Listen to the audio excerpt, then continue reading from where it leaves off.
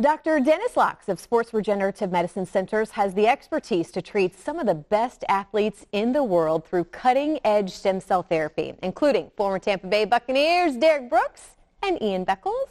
Good morning, gentlemen. Good morning. What an honor to have all three of you sitting in our studio this morning. Dr. Lox, let's start with you because I do think that injuries are a big, unfortunately, part of sports. You've had a chance, as we just mentioned, treating some of the best athletes in the world with some really technology that is kind of just being found out about here in recent years. Tell me a little bit more, and I can't wait to hear about their stories and how they found you. Well, I, about 20 years ago, said someday we'll have stem cells. So I got in very early, and I had many injuries myself. So I was one of the few people in the country doing it, and people were going overseas. And a few years back, I've been doing it about 8 or so years. I was talking to Dr. James Andrews, a world-renowned orthopedic surgeon, and he was very interested in it because all the athletes were going to Germany. And so we were chatting, and then, lo and behold, now he has a stem cell guy, Adam Ants, in his practice, and I lecture around the world with some of the top experts, and Adam has lectured with me on several occasions. And so when James Andrews is doing it, you are now okay to do it. But years ago, people were thinking, hey, what is this? You know, is this okay to do? But it's becoming extremely acceptable and very common. And is that fair to say, Derrick, with you, like when you first hear about, okay, what is stem cell therapy? What are we about to do? I mean, talk about kind of what that initial reaction is. And when you hear from Ian Beckles and people who it's working on, what were your thoughts? Well, my thoughts, first of all, going to my orthopedic here in town, Chet Janicki, we were looking at options for my wrists at the time of non-surgical options that'll help me get better outside the normal treatment. And I'd heard Ian talk about stem cell therapy a lot, you know, on the radio. So I called him up and I said, hey, you know, give me the scoop, you know, the real scoop about stem cell. How do you feel? You know, what's going on? You know, tell me about this Dr. Lox guy.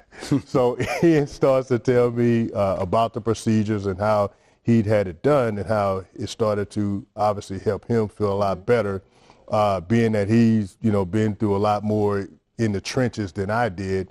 It caught my attention. So I told Dr. Janicki about it, and he was one of the first orthopedics to have a serious interest in it, and he called Dr. Lox, and they chatted, and I've been doing it now for a couple of years and feel great. Yeah, just with Dr. Andrews, and you know, you're hearing other doctors going, wait a minute, I want to kind of find out more. And Ian, let's get you in here because I do think this is interesting. There's got to be obviously some behind-the-scenes talk going on and what really works. Again, injury is such a big part, unfortunately, of this sport that you guys played.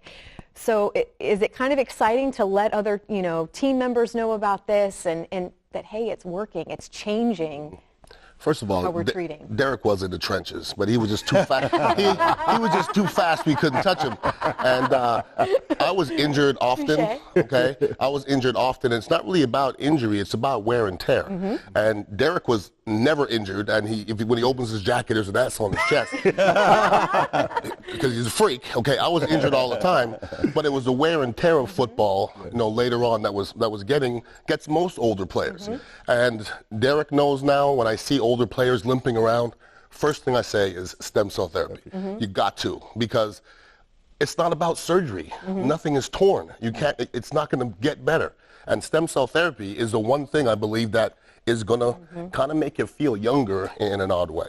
Well, and I would think, you know, especially with football, I think there's a lot of attention on how to prevent injuries, the treatment afterwards. I mean, do we see that this is kind of where the future of treatment is going? Yes, I do. And again, the part about what was unique for me is it was done in the wrist. And that's not usually, most people do it in the knees and the bigger joints. But to go in this smaller area, for me, again, that nothing's torn, it's just wear and tear, as Ian said. We really started to be uncomfortable daily.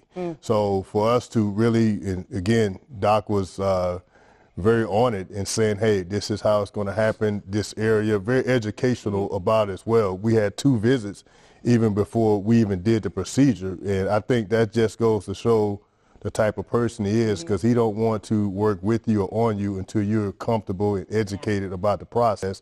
And once we did it, and again, we go through the same process with every treatment, and my wife attended the last time. All right. That I was did fun. it to see. So, Man, couple days away. We are ready for the season. How are you guys feeling? Sitting back, watching. People are excited. I know every year before a game, the season starts, it's like, okay, we have a good team. We could pull this off this year. Yes. It seems extra special this year. yeah, it's a buzz, and I think the men have deserved to be in this position over the last couple of years. They've built the team into this position where the core of the team is still together.